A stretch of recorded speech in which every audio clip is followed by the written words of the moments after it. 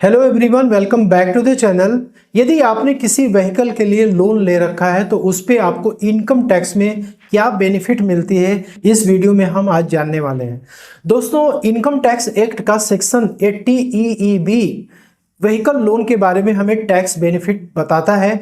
तो कैसे आप टैक्स बेनिफिट क्लेम कर सकते हैं इस सेक्शन में, इसको हम डिटेल में समझने वाले हैं। इसके कुछ टर्म्स एंड कंडीशंस हैं, उसको आपको ध्यान में रखना है। ITR फाइल करते समय लोग गलती ये करते हैं कि किसी दूसरे सेक्शन में वो जा करके क्लेम करते हैं, उनको नोटिस आ जाता है।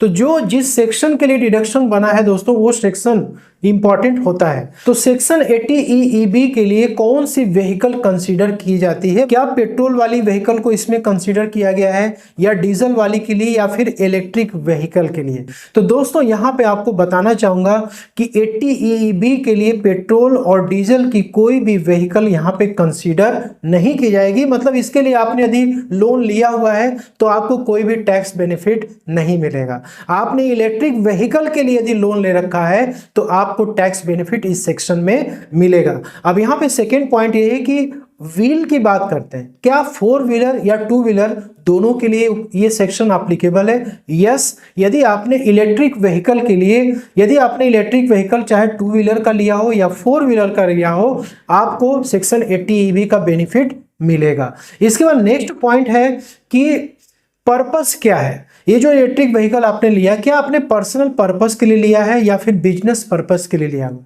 तो इन दोनों ही पर्पस के लिए आपको टैक्स बेनिफिट मिलेगा इस सेक्शन में। नेक्स्ट पॉइंट ये, डिडक्शन के काइंड, किस तरीके का डिडक्शन यहाँ पे मिलता है। तो यहाँ पे आपने देखा व्हीकल के लिए जो आप लोन लेते हैं, तो जो आपने लोन ले रखा है, फाइनेंस कराया है उस व्हीकल को, उस पर आपको टैक्स डिडक्शन मिलेगा। आप हर महीने EMI पे करते हैं उस लोन की, तो आपको उसके अकॉर्डिंग डिडक्शन यहाँ पे मिलेगा। लेकिन कंडीशन ये है कि आपका ये जो लोन होना चाहिए 1 अप्रैल 2019 टू 31 मार्च 2023 के बीच में होना चाहिए। यदि आपने 31 मार्च 2023 के बाद यदि आपने इलेक्ट्रिक व्हीकल लिया और आपने लोन ले रखा है, फाइनेंस कराया है, तो फिर 80 EEB का डिडक्शन आपको क्लेम करने को नहीं मिलेगा। देखिए, लोन की जो EMI जाती है इनकम टैक्स में, उसका जो डिडक्शन मिलता है, एक तो होता है प्रिंसिपल कंपोनेंट और दूसरा होता है इंटरेस्ट कंपोनेंट। इलेक्ट्रिक व्हीकल के केस में प्रिंसिपल कंपोनेंट पे आपको कोई भी टैक्स बेनिफिट नहीं मिलती है। जो इंटरेस्ट कंपोनेंट होता है EMI का, उस पे ही केवल आपको बेनिफिट यहाँ पे मिलेगा। विच मीन्स कि यदि आपने एक साल में EMI आपने टोटल पे किया 1,50,000 रुपीज़, और उसमें से आपने लेट सपोज कि आपने 35,000 इंटरेस्ट का केवल पे किया है,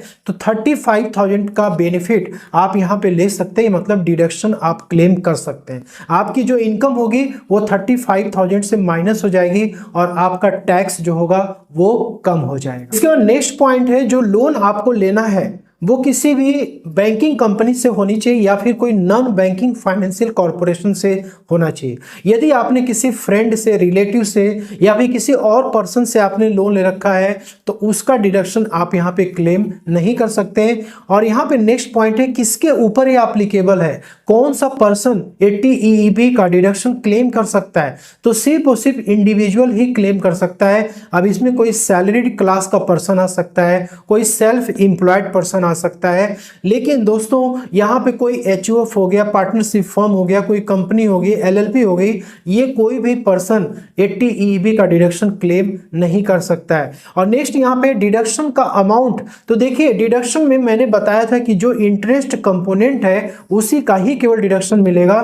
तो 1.5 लाख तक डिडक्शन आप क्लेम कर सकते हैं सिर्फ और सिर्फ इंटरेस्ट कंपोनेंट पर। मतलब आपकी जो टोटल इनकम होगी उसमें से 1.5 लाख रुपए आप इलेक्ट्रिक व्हीकल लोन के इंटरेस्ट का क्लेम कर सकते हैं। अब देखिए, क्वेश्चन ये होता है कि यदि आपने पर्सनल पर्पस के लिए लोन ले रखा है तो उस केस में तो कोई इश्यू वाली बात नहीं है, आप अपना इंटरेस्ट पे क्लेम ले सकते हैं। लेकिन यदि आपने बिजनेस पर्पस के लिए लोन ले रखा है तो ध्यान रखिएगा कि जो व्हीकल है वो आपके नाम पर या फिर बिजनेस के नाम पर रजिस्टर होनी चाहिए। और इस केस में क्या होता है कि यदि आपका 1.5 लाख के अंदर यदि इंटरेस्ट अमाउंट है तब तो आप क्लेम कर सकते हैं। लेकिन 1.5 लाख के ऊपर यदि आपका इंटरेस्ट अमाउंट चला जाता है तो उस केस में क्या होगा, तो 1.5 लाख तक तो डिडक्शन आप सेक्शन 80 EEB में क्लेम कर लेंगे, लेकिन उसके ऊपर जो जाएगा उसमें आप बिजनेस एक्सपेंस में उसको क्लेम कर सकते हैं। प्रॉफिट एंड लॉस अकाउंट जब आप बनाते हैं तो उसमें आप इंटरेस्ट ऑन व्हीकल लोन में आप एक्स्ट्रा जो आपका गया है 1.5 लाख के ऊपर, उसको आप बिजनेस एक्सपेंस की तरह ट्रीट कर सकते हैं, अपने प्रॉफिट को आप कम कर सकते हैं और उसके अकॉर्डिंग आपके ITR में वो प्रॉफिट डिक्लेयर हो जाएगी, आपको छूट मिल जाएगा। अब देखिए, जब आप कोई भी व्हीकल को बाई करते हैं ना, स्पेशली 4 व्हीलर की बात कर लेते हैं, यदि उसकी वैल्यू 10 लाख के ऊपर क्रॉस करती है तो जो सेलर है उसकी रिस्पॉन्सिबिलिटी है कि उसको TCS कलेक्ट करना पड़ता है।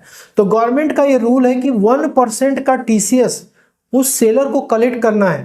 तो जिसने आपको कार बेची है तो वो 1% की TCS को कलेक्ट करके आपको आपके पैन के अगेंस्ट में वो TCS जमा करा देगा, ठीक है। और आप जब अपनी ITR को फाइल करेंगे तो उसका आप रिफंड क्लेम कर सकते हैं।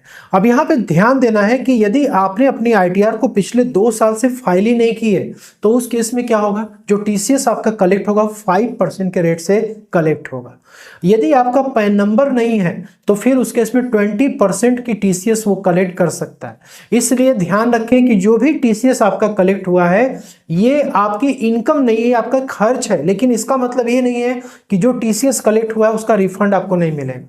ये प्रयास गवर्नमेंट के द्वारा इसीलिए किया गया है कि आप अपनी इनकम टैक्स रिटर्न को फाइल करें और आप अपनी इनकम को डिक्लेयर करें कि भाई आपने लोन ले रखा है कार के लिए 12 लाख का, 15 लाख का, तो आपकी इनकम के सोर्सेस क्या है, कहां से आप EMI भर रहे हैं। इसके लिए दोस्तों ये TCS का कॉन्सेप्ट निकाला गया ताकि ज्यादा से ज्यादा लोग ITR फाइल करें और अपनी इनकम को गवर्नमेंट को बताएं और वहां पे आप 1% का TCS क्लेम कर सकते हैं।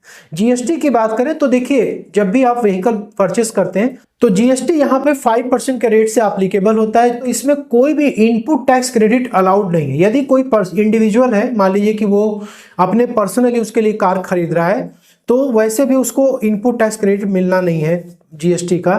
लेकिन यदि कोई बिजनेस पर्पस के लिए, कोई सेल्फ एम्प्लॉयड है और अपने बिजनेस पर्पस के लिए वो कार खरीद रहा है, अपने बिजनेस में इस्तेमाल कर रहा है, तो भी दोस्तों इनपुट टैक्स क्रेडिट उसे नहीं मिलेगा। क्यों नहीं मिलेगा?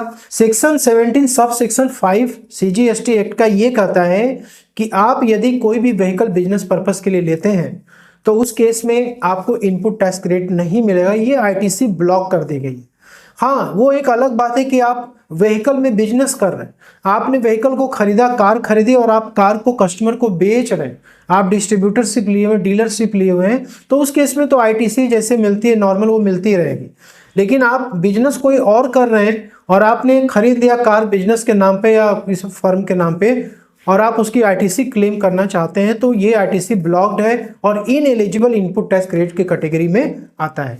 अब टैक्स रेजिम काफ़ी इंपॉर्टेंट है सैलरीड एम्प्लॉय के लिए, जो लोग की इलेक्ट्रिक व्हीकल वगैरह बाई करते हैं। तो देखिए, इंपॉर्टेंट ये है कि यदि आप अपनी इनकम टैक्स रिटर्न को ओल्ड टैक्स रेजिम में यदि फाइल करते हैं तो फिर आप 80 EEB का डिडक्शन क्लेम कर सकते हैं। लेकिन यदि आप न्यू टैक्स रेजिम को आपने ऑप्ट कर लिया है तो ये डिडक्शन आप क्लेम नहीं कर पाएंगे। इस चीज ध्यान रखना है आपको। Loan taken in wife name, कई बार क्या होता है, लोन जो है अपनी पत्नी के नाम पे आपने ले रखा है, ठीक है, और आपने व्हीकल खरीद के ला दिए अब, तो क्या आप अपने इनकम टैक्स रिटर्न में उसका डिडक्शन क्लेम कर सकते हैं? तो दोस्तों यहाँ पे ये है कि यदि आप खुद उसकी EMI पे कर रहे हैं, ठीक है, लोन वाइफ के नाम से, लेकिन आप EMI खुद पे कर रहे हैं, उसके अकाउंट में पैसा आप खुद ट्रांसफर कर रहे हैं, ठीक है, तो आप इसका क्लेम कर सकते हैं। लेकिन यदि आपकी वाइफ इनकम टैक्स रिटर्न को फाइल करती हैं तो वो भी वहां पे क्लेम कर सकती है। तो उम्मीद करता हूं कि सेक्शन 80 EB का डिडक्शन आप सभी को समझ में आ गया होगा। अब यहाँ पे देखिए, एक इंपॉर्टेंट पॉइंट आपको ये ध्यान रखनी है कि जो भी आप पेमेंट कर रहे हैं लोन का, तो ईयर के एंड में आप इंटरेस्ट सर्टिफिकेट जरूर ले लें उस बैंक से या फाइनेंशियल इंस्टीट्यूशन से।